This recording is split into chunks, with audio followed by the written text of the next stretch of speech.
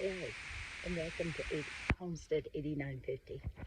My name is Marilyn, and I live here in the Rocky Mountains of Colorado. This is my view that I get to look at every day, all 4 seasons.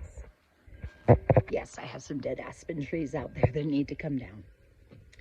Anyway, I am a widow, and I am originally from Savannah, Georgia. But I lived 24 years in Illinois. I was married to a wonderful man who passed away after our only 2.5 years of marriage. And I thought about, what do I want to do with my life? My kids from my first marriage were grown on their own and doing fantastic. They didn't need mom anymore. And there really wasn't anything keeping me in Illinois. I thought about going back to Savannah, but I hate the heat and humidity. So I decided the next best thing, move where my kids had moved. 2 of my 3 kids were here at the time. Anyway, I decided a long time ago the one thing I wanted to do, because of a certain TV show that came on that I was glued to and watched over and over again. Yes, the Kilcher family of Alaska, the last frontier. I was fascinated by it. I couldn't believe people lived off the land that way, and how they lived, and how exciting and wonderful and beautiful the world can be without your super malls. I always was a suburban housewife, soccer mom, and I loved that life, but it was time for a change. It was time for me. Al and I talked about moving to Alaska, but he said, Marilyn, we're too old. Plus, he had a job and a career at a hospital. He was a nurse. But this was my opportunity. When Al got sick, we had talked about going to Alaska because he knew he had to retire. We didn't make it, but I went on my own, and I loved it.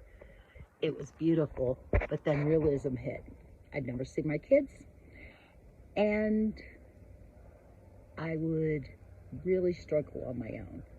There are certain things my son will not allow me to do. One is a chainsaw. They thought it was crazy when I said I'm moving to the mountains. They're like, Mom, you're a soccer mom. You live a suburban life, not a rural life. And I said, well, I got to touch that by living with my husband on his family farm. And he used to tell me stories about how his mom did things. And they had a cow and they had chickens. I had chickens. I loved them. I think the only time we ever got into an argument was the day I brought home 24 chickens. We didn't get mad at each other. He just said, are you sure about this? Later, I found him petting one of the chickens. I loved it, though. Started sharing. We built a garden. Loved learning how to can, learning how to dehydrate, learning how to freeze.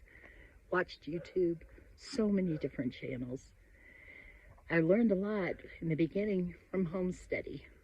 Austin Kay, they really helped a lot.